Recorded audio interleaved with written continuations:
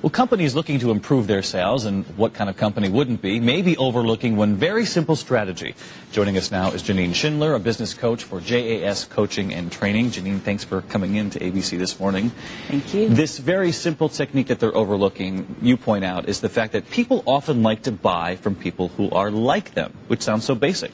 Well, absolutely. You gain a rapport, you get a style, you get a sense, you help make people feel comfortable. And so how do you determine what someone is like that you're trying to sell to? What makes them, what motivates them? Well, there's 4 basic styles that have been recognized. It's dominance, influence, steadiness, and conscientiousness. And by hearing their pace, their tone, and how quickly they move through a process, you can adjust your behavior style for this particular situation. So let's get right to dominance. You say get to the point quickly.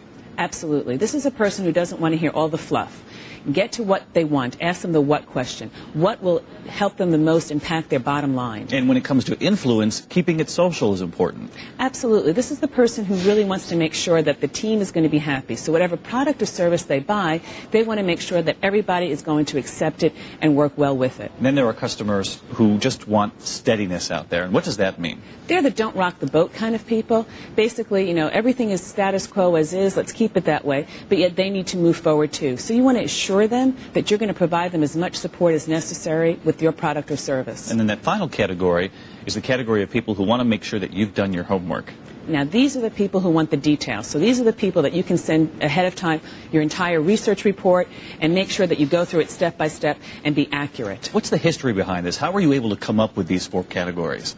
This is based on history that William Marston had done back in the early 1930s. And it's now used in a behavioral assessment called DISC. And the DISC helps you not only understand your client's behavior, but your own, so that you can adjust. Because we all have different behavior styles, and we tap into them at different times in our lives. We have just a few seconds left. So what you're telling me is that when it comes to buying, people have changed very little in the last 70 or 80 years. Right. And so to be successful, what you need to do is change to match them. All right. Janine Schindler, thanks so much for joining us. Janine is with JAS Sales and Training, and you can get the latest business news anytime at our website, moneyscope.com. And we have much more news ahead. You're watching ABC's World News This Morning.